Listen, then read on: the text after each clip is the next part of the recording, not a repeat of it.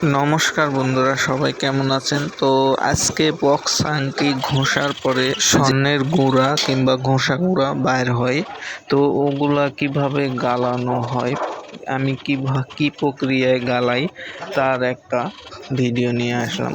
তো আশা করি অনেকেরই কাজে আসবে। মূল কথা হচ্ছে আমি কিভাবে গালাই তার ভিডিওটা দিলাম। আপনারা কিভাবে গালান স্বর্ণের গুঁড়া, তো যদি জানাতে চান অবশ্যই আপনার মূল্যবান মতামত জানিয়ে যাবেন। তো এগুলো একসাথে করে নিয়ে চুম্বকটা মেরে নিলাম, কারণ রেতের সাথে যে লোহার গুঁড়াটা পড়ে ওটা যাতে বের হয়ে যায়। লোহার গুঁড়ো থাকলে ফেটে যাবে, তো লোহার গুঁড়োগুলো সরে নিলাম। মিটারে একটা কাগজ মাইনাস করে নিলাম, তারপরে এটা ওজন দিব, দেখি কতটুক আছে। তো ওজনে দেখলাম 1 ভরি 6 আনা, 1 ভরি 6 আনা 5 রুটি 4 পয়েন্ট স্বর্ণ এখানে আছে ঘষা গুঁড়া। তো গালানোর পর অবশ্যই লস হবে। তো দেখুন ভিডিও। আর গ্রামে আছে 16.70 গ্রাম। তো এখন সোডা দিয়ে নিচ্ছি।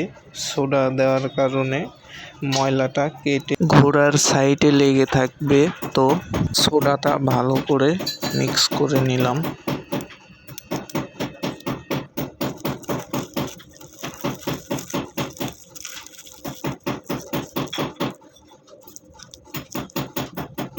এরকম করে টোপলা করে ঘোড়ার ভিতরে দিয়ে দেব। তো আপনারা ঘোড়াটা একবারে পরিষ্কার থাকলে ভালো হয়। যদি আগের গালানো থাকে একটু সমস্যা হয়, কারণ সোয়াগাতে থেকে যায়, এই কারণে একটু সমস্যা দেয়। তো পরিষ্কার ঘোড়া নেওয়ার চেষ্টা করবেন।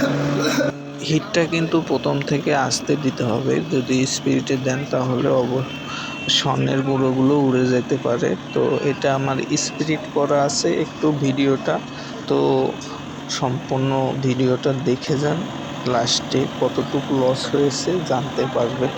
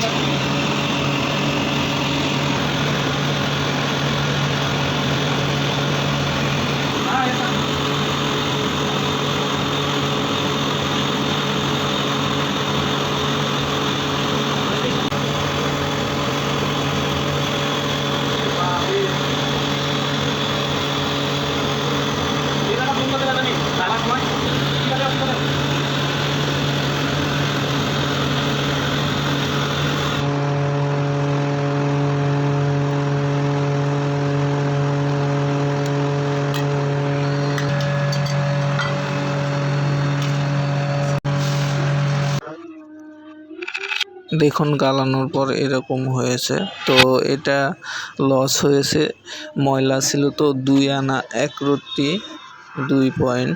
তো আশা করি ভিডিও এরকম জুয়েলারি কন্টেন্ট দেখতে চাইলে অবশ্যই আমার পেজটার সাথেই থাকবেন। সবাই সুস্থ থাকবেন, ভালো থাকবেন। আজকের মতো বিদায়।